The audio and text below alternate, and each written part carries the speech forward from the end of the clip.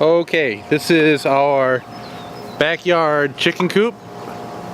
I'm making this video for a coworker of my mom who's interested in raising chickens, so I thought I'd make this video to show how the coop is put together to help explain it. First thing, the coop itself is about 5 foot by 5 foot. If I could do it again, I'd make it 4 by something, because that eats up a lot of materials when you're talking about using 4 foot by 8 foot sheets of plywood. But if you're not really concerned about that, then it doesn't really matter. I guess this is called a tractor style coop because it can move. What I did was I just grabbed these wheels here. They're about $5 from Harbor Freight, and took a 4-inch by 4-inch piece of 1/4 inch thick steel and welded a big bolt to it. So essentially, what I do is I just take that hand truck over there and stick it underneath the edge of the 2x4 and lift it up, and I can just slide that wheel right on there, tighten down the nut, and then I just come around to the front and I can take the hand truck and just slide it in right underneath this board here and then pick it up and move it anywhere I want in the yard. The chickens have a 4 foot by 2 foot actual coop area that they stay at inside the whole enclosure. The outside of it is covered with 16 gauge chicken wire. If I could do it again, I'd probably do the whole thing in hardware cloth. This hardware cloth is, I don't want to say it's easier to work with, but it just kind of goes on nicer because of all the right angles that are built right into it. They have a little 12-inch tall door there, which is operated by this cable on the side here. I've got a little alternator pulley from an old alternator. I pulled off my Bronco for weight so it closes, and I can just pull it open and hang it on here. So if I want to make sure that they stay locked in there, I can do that. I've got a smaller, or another door down here. This door is 15 inches by 15 inches. It's important to use carabiners and stuff like this, because if you don't, that makes it really easy for raccoons and other predators to actually figure out how to get them open. Raccoons in particular, they're pretty smart.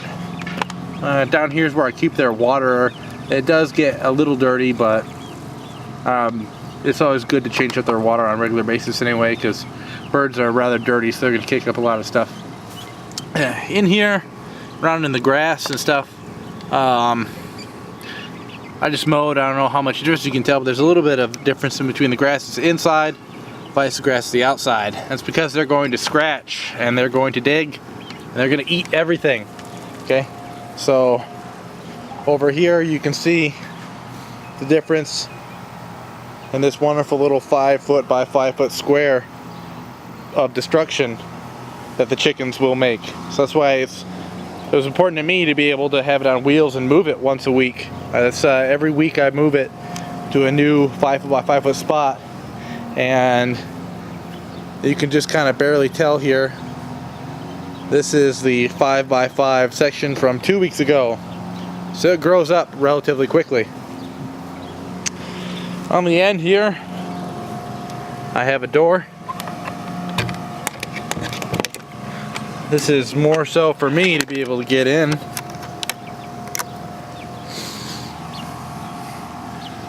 And here's where I keep their food. This is where they come in from the ramp. They come up. And over there in that back corner is where I'm going to put the nesting boxes. Typically you need about 2 nesting boxes, actually about 1 nesting box per 4 chickens. I have 6 chickens, so I'm going to want to put in at least 2 nesting boxes. I'll probably put it in 2 and call it good. At the top here you can see I've got 3 vent holes over here. I don't know how that's going to do for the summer. I may want to add some more. For right now I've got 3 on each side. And you can see at the top here I've got a roosting bar. And there are my chickens. It's just a 2x4, and they like to sit up there. And they're birds. Even though they're chickens, they like to roost at night. It makes them feel safe, so they sleep up there. Another added benefit of those vent holes is they make it really convenient to stick a hose in there and blow it out. because they are very dirty. Come around back. The entire back of the enclosure has one big door on it, so I can go ahead and open that up.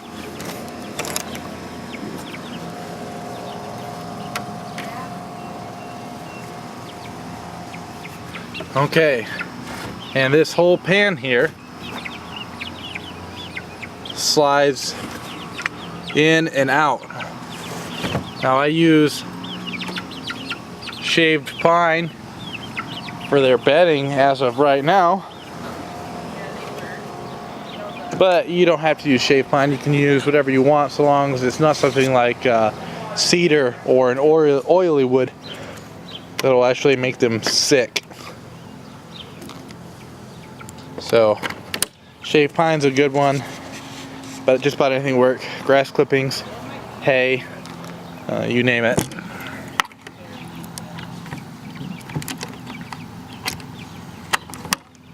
The bottom of the coop is actually made of pressure treated 2x4s. The reason for that is because that's actually going to be in contact with the ground, so that pressure treated wood won't rot. So having that on there, that's why I didn't paint it. I wanted to kind of keep an eye on how it does. But all in all, the coop is very sturdy, which subsequently makes it very, very heavy. I have no idea how much it weighs, but if I was a betting man, I'd say somewhere around 200 or 300 pounds. Not something that makes it a real hassle to move about, but it certainly isn't the easiest thing in the world. So you can see little details around here, like the fact that the ramp is just attached to a board, so it's not actually dragging on the ground, so it's not a problem when we move it. I've got the bolts welded on there. I mean, I don't know, I could have put it closer, but I just kind of felt that was a good distance to have it out there, so it wasn't an extreme angle. If I did feel the need to leave the wheels on there at any point in time, wouldn't give the chickens much of an escape route. For the time being, I like to leave the wheels off it because it doesn't allow a gap for predators to get in there, snakes, cats, other things like that.